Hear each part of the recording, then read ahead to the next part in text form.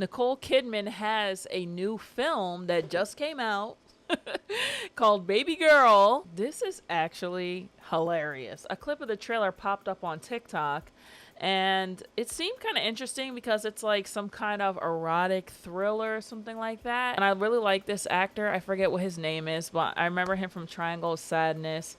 There's another Hulu show that he was on, but when I saw what the movie is, I'm like, my God, bro. Like, is there anybody else? Like, why is Nicole Kidman the only person doing these roles right now? Is Hollywood empty?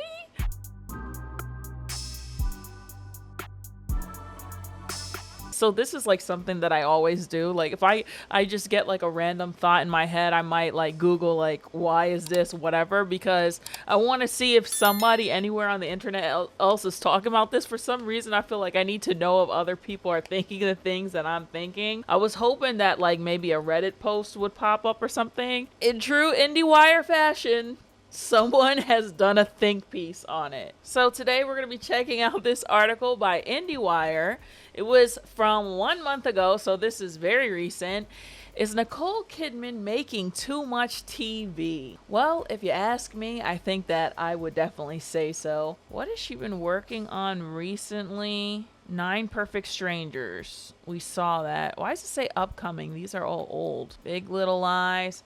Wait, are these like season 2s or something? There's no way this is coming back for season 2. Dang, her acting work has its own Instagram, has its own Wikipedia page. Movie-wise, there was Aquaman. She was terrible in that. So just this year, she has A Family Affair, Baby Girl, and Spellbound. Spellbound, is that a remake?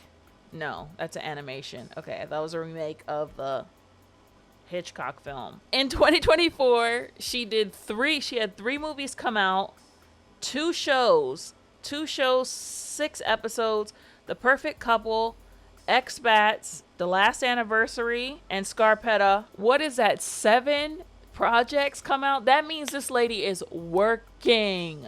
And I love a working woman. She is working. But the thing is I feel like it's a conversation of quality and quantity. Like, you remember Christopher Walken, like during the 2000s, like early 2010s, he was in like so many movies, but it was like kind of tongue-in-cheek. It was like kind of comedic. He was kind of in movies ironically. With her, it doesn't come off like that. Like, these are serious roles that she's taking seriously. But then I also noticed that there's an overlap of roles. Like, they all kind of seem like she's playing the same person. If you're running around from doing role to role to role to role, are you really taking time to build the character? Are you really taking time to get to that place and mentally to fit into the new story? Or you just like leave one project, run on set, do that one, and leave to go to the next thing? I don't know. We'll see.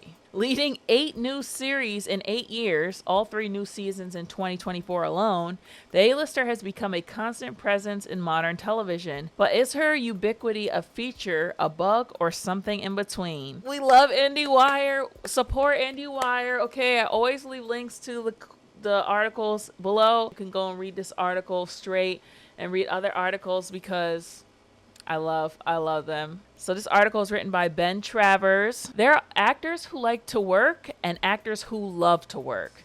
Nicole Kidman has always belonged in the latter group. But lately, the 2-time Emmy winner's rigorous efforts to entertain have started to backfire. People are taking issue with her performances, her projects, and the overlap in each, specifically when it comes to TV. What began as mere observations of chance similarities have escalated in recent months to reverberating reproach. Is Nicole Kidman making too much TV? Too much bad TV? Or is she simply a victim of timing and circumstance, as all famous and assiduous thespians are at one point or another? I talked about the show Reasonable Doubt in my last video, and how the writing is kind of like bad. Not just bad, like there's something about like certain shows that feel very network television-y. They lack a certain depth.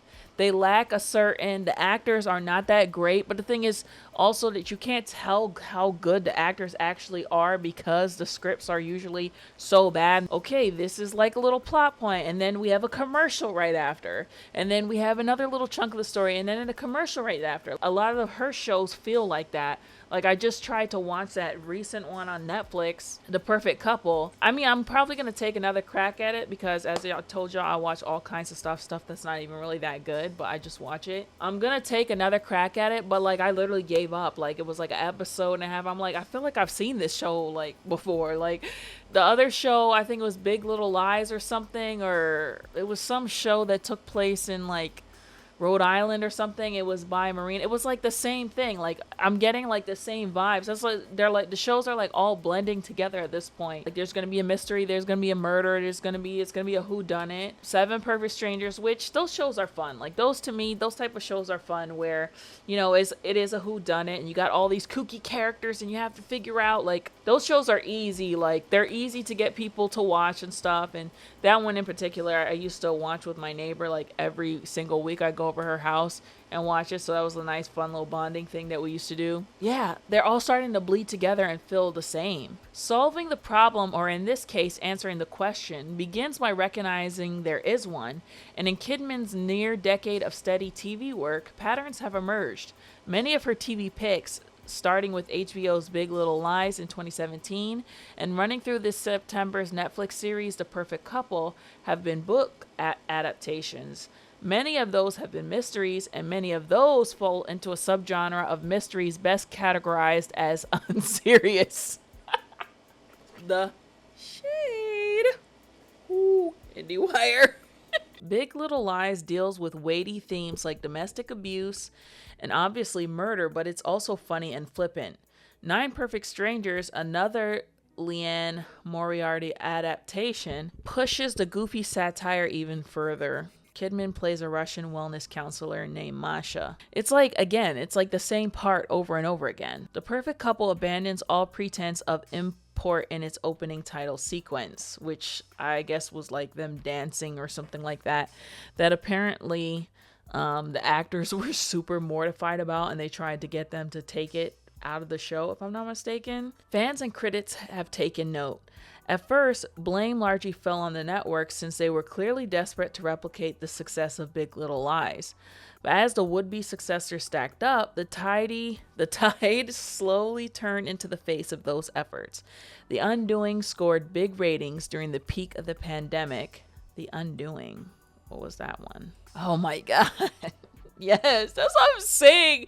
They're starting to blend together at this point. They're starting to blend together. I remember this one. This one was fun because it was like you really didn't, it was hard to figure out if he really did do it or not. Hugh Grant is great. Like, it's great to see him kind of evolve, because I feel like Hugh Grant has always been older, you know, like always been much older, but like when I was younger, he was like the heartthrob, like, you know, his smile, his crinkle eyes, he was like the player. And like, when I think of him when I was younger, I always think of him in unserious roles. But I think that he's been taking more serious roles. Like, he has the one out that I really want to see called The Heretic. So he's starting to do more serious stuff. And like, he's got a creep factor about him. He's not like appearing like sweet old Hugh Grant, sweet romantic funny Hugh Grant like he always was. The Undoing scored big ratings, but it was rightly dismissed by critics, shrugged off by awards voters, and remembered only for Kidman's many coats. Okay, maybe Hugh Grant left an additional mark. Despite reuniting the Monterey super team of Kidman, Moriarty, and screenwriter David E. Kelley, Nine Perfect Strangers was greeted with even worse reviews. Though it did at least land a renewal from Hulu, season 2 wrapped filming this summer. That's what we were seeing. That's what I saw when we were looking at her IMDb page. I couldn't figure out why the dates were in the past. So what? They made a season 2 of Nine Perfect Strangers? Why? What more needs to be said about that show in that story? Nine Perfect Strangers season 2. Season 2. That is some Delaware, Maryland shit right there. Ugh, I really said that like a Delaware girl. Oh my god. Yikes. Nicole Kidman, Henry Golding set for 9 Perfect Strangers season 2. I can't even say it now without thinking about me saying it like that. The sophomore run of the drama will again revolve around the wellness resort headed up by Kidman's Masha and feature a new cast of series regulars led by Henry Golding, Mark Strong, and Elena Olin. Character details are not being released. Kidman executive produces the series via her Blossom Films banner. Now, I'm not telling you guys I'm a genius or anything, okay? But I called this miniseries shit like 20 years ago. This is how you know you gotta follow your instincts, right? I used to be a K-pop girly, right? Like back when I was in high school.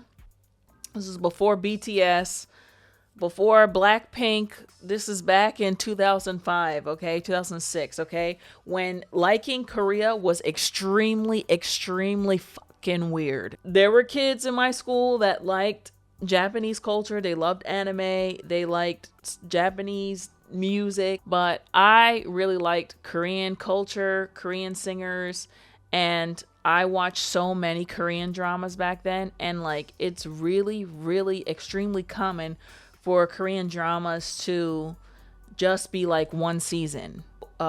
Opening and closing story. And, you know, they would have really big celebrities too. Like, imagine the Justin Timberlake of Korea being in a series, or Billie Eilish being in a series, but they could commit to it because it was only one season. I remember back then saying, like, why don't they do this? Like, why doesn't America do this? I know that this whole one season thing can be detrimental to the industry in certain ways in terms of jobs and longevity. And like, I do think that the 8-episode arc is a problem for some things. Why do shows cost $50 million when there are only 8 episodes, when back in 20 years ago it cost $50 million and you get 24 episodes? You know, like, it's just crazy, like, the way money is thrown around in Hollywood. In my mind, in my, like, psycho mind, I'm like, I called this shit. I should have made a series back then. I'd probably be a millionaire now. Each of these shows is based on a book, and all but Roar were modeled after Big Little Lies. The vague, alternating disappointments of past projects coalesced into something more pointed. Complaints hover around common themes, both exasperated and annoyed, flummoxed and even exploited, all connecting to Kidman. The Guardian kicked things off in January with a review of Expats that led with, "We've seen Kidman wafting about as a sad, privileged woman far, far too many times." Decider shared a similar sentiment, somehow even more bluntly. "All we're seeing is depressed Nicole Kidman once again." Even a massive tonal swing between the Prime Video original drama and Netflix unabashed soap opera couldn't put an end to the trend. "The perfect couple feels like Kidman on autopilot," said The Hollywood Reporter. The AV Club's negative review widened the lens. Kidman is a welcome sight, but her TV shows might not be because they're starting to feel too similar. And then there's Slate, always ready with a sweeping hot take calling out Kidman, Nicole Kidman's Beach Read Cinematic Universe. I gotta put my glasses on again for that one. Shit. The shade. You're watching the same exact thing again and again and again with her. Like, I'm trying to think what's her motivation for continuing to make the same thing over and over again. Like, I understand, you know, these studios' motivation because they want to make money, right? They're like, oh, look, this Marvel movie made $1 billion. Let's make 100 more Marvel movies. Let's say she has a hit show. It's a murder mystery. People love that. You know, the whole true crime phase. Okay, we're going to make more because people really like this. But like, you guys don't think at some point we're going to notice that she's been in basically the same series again and again and again for like the past 6 years? Like, do you think we're not going to notice? All those gorgeous but brittle matriarchs ripped from the bestseller shelves, as THR puts it, are clearly adding up. But as Slate concludes, Kidman has earned the right to coast if she wants to. After an Oscar, a SAG award, and 2 Emmys, not to mention billions in box office receipts and untold minutes viewed over 40 years in the biz, there's nothing left for her to prove in film or television. If she wants to make trashy mysteries with people she likes, she can bury the bad reviews under the tens of millions of dollars she made from them. And listen, I don't find there to be anything wrong with that. Like, literally, everything that you make doesn't have to be like artistic, like cinematic masterpieces, like her magnum opus. Like, everything doesn't need to be like that. And it's not going to be like that. As I said in my Trap review, that movie seemed like M. Night Shyamalan was just having fun. Like, and that's okay. Like, filmmakers can also just have fun too. Like, especially at that phase in their career, like everything doesn't have to mean something. You know, she's probably just having fun, but it just kind of like seems like she's putting so much work into this. Like she's literally hopping from set to set to set. So she's not in the grind anymore. So like, what is the motivation for her? I find it hard to believe that it would be money. She's won an Oscar, a SAG award, and 2 Emmys. She's won the things. You know, it's interesting because a lot of actresses at this age, not just actresses, but actors too, will find themselves getting into projects where they want it to like mean something, like around this type of age, like 50, 60. Like if we notice about Demi Moore, she just did The Substance. You know, a lot of actors doing like their Oscar, like going for their Oscar, their lifetime achievement. They're like, they do a lot of roles like that. This is not everybody, of course, but like I would say actors on like the same status level of like Nicole Kidman, like let's say Angelina Jolie, or like, I mean, whatever. She's just having fun. So she's not taking it too serious, but I just feel like it gets to a point where is going to start making you look like not great, especially if you're like doing it in a serious manner and it's not like in like a comedic or satirical manner, like ironically, like, oh, what the fuck is Nicole Kidman playing like in this comedy, like an ironic, you know what I'm trying to say, like an ironic appearance. It's like this is supposed to be like a serious type of thing over and over again, the same, you know, basically airport novel movies, you know, taking place in a beach town. And yet, it's not that simple. Kidman isn't just coasting. She isn't just making trashy mysteries. She isn't just doing any one thing, even if it feels like she's doing the same thing over and over. Yes, she may be making too much TV, meaning if she made less, the aforementioned complaints may never have cropped up to begin with. But she's also approaching her TV career in the same way she approaches her film career. And that's very, very good in one respect and kind of bad in another. First, the good. Back in 2017 at the Cannes Film Festival, Kidman was promoting 2 major projects, Sofia Coppola's The Beguiled, which I love that movie, and Jane Campagne's Top of the Lake, China Girl, when she vowed to work with more women directors. Specifically, she promised to work with women directors every 18 months, a benchmark she's met and continues to meet. You have to be the change you want to see in this business, man. Since 2018, she's made 2 films with a female director, Destroyer and the upcoming Baby Girl. But in TV, 6 of Kidman's 8 series have had a woman serving as the director or lead writer. 4 have women in both roles, and it's 5 if you count the 2nd season of Big Little Lies, which was officially helmed by Andrea Arnold. Without getting too far into the weeds, the disparity between Kidman's collaborations with women in film versus television can be explained by the boom in TV production happening at the time, as well as the kinds of stories the medium has long supported. It's much harder to get a green light for a feature adaptation of Big Little Lies, The Perfect Couple, or Expats than it is to get a streamer to commit to a limited series. So it's much harder to get a green light for a film of one of these books than it is to get a streamer to commit to a limited series. Everything is a series, dude. Like, I'm working on writing my first feature. This is the first one I write. I don't know if this is the one I want to do first because I lean more towards the dark side usually, but this one is a bit more drama, romance, and semi-autobiographical a little bit. And I was thinking about that too. I'm like, what if I turned it into a mini series? But like, I honestly couldn't see it going past like, maybe you could make it 6 episodes. But I'm like, I might be able, that's the thing. Everything is going for streaming now for series. So I'm like, it could actually be better it could be more sellable as a series. If it was a movie, it would need to be like 2.5 hours long. And you know, they don't like making movies that long. Yeah, a series could work. I have to think about it. But her production company, Blossom Films, backed 3 films from 2010 to 2015 and none since. Instead, it's backed all 7 of her TV shows since Big Little Lies, plus the Elizabeth Olsen-led Max series Love and Death.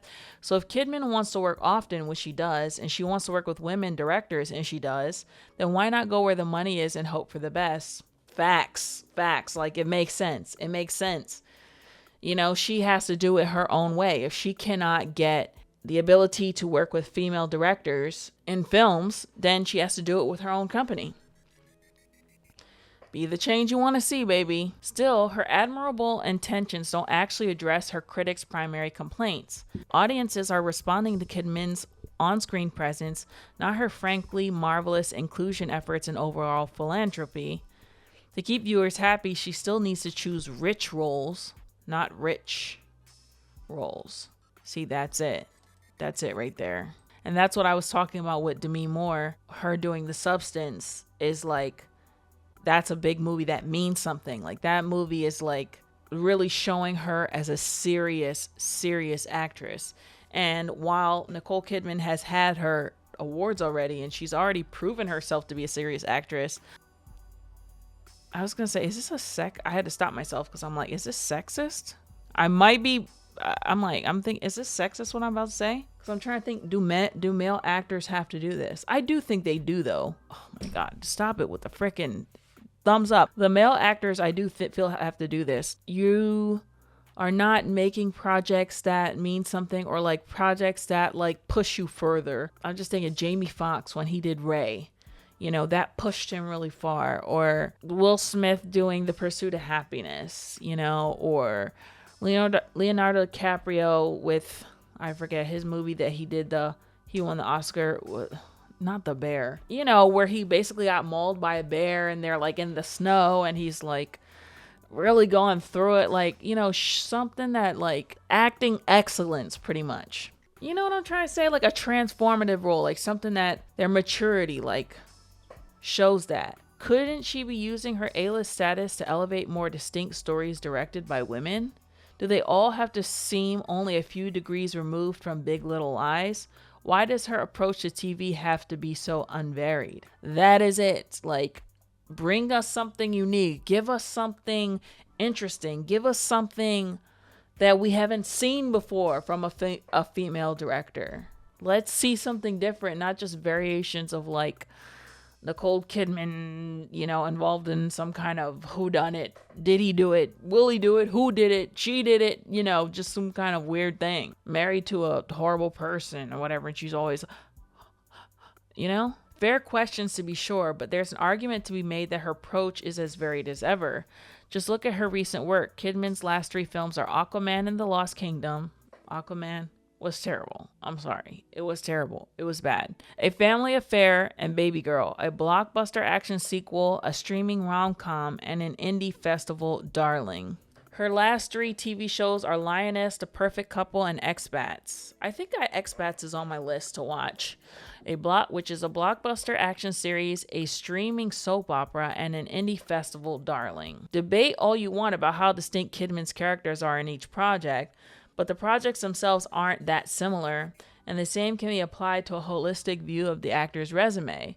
You have to skip outliers like Lioness, Roar, and Top of the Lake to connect the dots between Big Little Lies, The Undoing, Knife for Perfect Strangers, and The Perfect Couple. So I guess they're trying to say that she does something that's like really similar to those other projects, and then she does something completely different, which is interesting. And I have seen her in stuff, but I don't feel like we're getting something different. What makes it so easy to skip those shows, and thus what makes it so easy for people to only see the similarities in Kidman's TV work, is that the outliers are also way less popular than her other shows. Top of the Lake, China Girl aired on Sundance TV, a network only available on specialized cable and satellite packages. Roar is an Apple TV Plus, which is widely considered to have a much smaller audience than streamers like Hulu and Netflix. Lioness did set ratings records when it premiered on Paramount Plus, and those records were almost immediately surpassed by Taylor Sheridan's next show. Many of Kidman's weirder film work earns her credibility in cinema circles, whether it's in indies like Birth or breakouts like Moulin Rouge. The one exception is in streaming. Movies like The Prom and this year's A Family Affair are often memory hold. It's like they don't exist, not the film nerds, and often not in general audiences' memories. TV that doesn't stick is treated similarly. For Roar, she plays the woman who eats photographs. For Top of the Lake, she looks like this.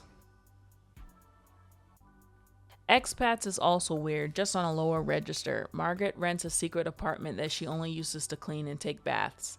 That's weird. That's rich. That's Kidman pushing herself as a performer. But these shows aren't a part of the public consciousness in the way that Big Little Lies and The Undoing and The Perfect Couple are, or most likely will be. Whether or not the culture appreciates her work is beyond Kidman's control for the most part, but it does bring us to an important aspect, that is, time. With movies, audiences only spend 2 hours with a character. In television, audiences live with that character. More time with an actor creates more familiarity. Watching an 8-hour limited series over 7 weeks or 1 weekend or even 8 straight hours creates an intimacy, a connection, or at least an awareness that's hard to shake. That after decades of only glimpsing her for a few hours every year or so, that spending 8 hours with her in our homes made her all the more appealing. But there's a catch. If viewers sense their close relationship is being taken for granted, say by churning out the same show over and over or playing the same character again and again, always with diminishing returns, then they're going to be upset. They're going to complain, and we're going to end up right here where things stand today with me on YouTube reading an IndieWire article about it, because I can't do it. Kidman likely doesn't deserve to be criticized for her work in TV. Expats is incredible. The Perfect Couple is fine. Neither would exist without her, and she's certainly not phoning in her performances when they matter. Maybe her hits are too similar, but they're still hits. She's giving the people what they claim to want, even if by now, after one too many copycats, it's a bit clear that audiences don't know what they want. So giving them less TV isn't the answer, not for Kidman and not for us. Better just ride out this minor bit of backlash and maybe pick a role where she's poor and happy rather than rich and sad. I think what it comes down to is like the lack of variety. For me, you know, I'm always gonna fight for give somebody else a fucking chance. Like, let somebody else shine. Is there nobody else in the world who's available to take this role? If her starring it is the only way that these women-led directorial productions get done, then, you know, go ahead, girl. You know, do your thing. But I feel like it's going to do more harm than good in the end, because you're just seeing the same thing over and over and over again. And it's like, if it's gotten to the point where, like, it's like I've noticed this and, like, multiple other articles have been written about this, IndieWire wrote a whole article about this, then it's obviously on people's radars. If she wants to have fun, though, if these roles for her are fun and, you know, she's getting them made and she's making money, then, you know, whatever, more power to her, you know. There's people who are working on these productions. They're getting paid to do it. I hope maybe that she'll do something that's, like, more challenging and not so bubblegummy. I do feel like actors need to, like, you need to let us miss you a little bit. Seeing you in this series, and then, you know, the next series you just slap on a gray wig and you're doing this and, like, you're doing something else, and then another one you're slapping on this, and, like, even if they were good, like, let's say even all three were good, it was just like, it's something about it just doesn't feel right. But hey, what do I know? What I'm saying is not going to affect her in any way. Keep on keeping on with your bad self. Just my 2 pence, Sonny Jim. Anyway, thank you guys so much for watching this video. I'd love to know if you guys saw any of these series, or if you've seen multiple, and, like, do you guys think that they're all coming off the same? Do you guys prefer to have, like, a break from actors? Because I feel like that's my whole thing. It's like, I want a break from you. I want a break. Like, let somebody else, you know, make a series or something. Like, you could be behind the scenes, but, like, just watching you switch a wig from show to show to show is like. So yeah, what do you guys think about these series, and what do you guys think about actors just, like, a lot of visibility, you know? Anyway, make sure you guys leave a like, comment. If you haven't subscribed, make sure you turn on the bell notifications, and I will catch up with you guys in the next one. See ya.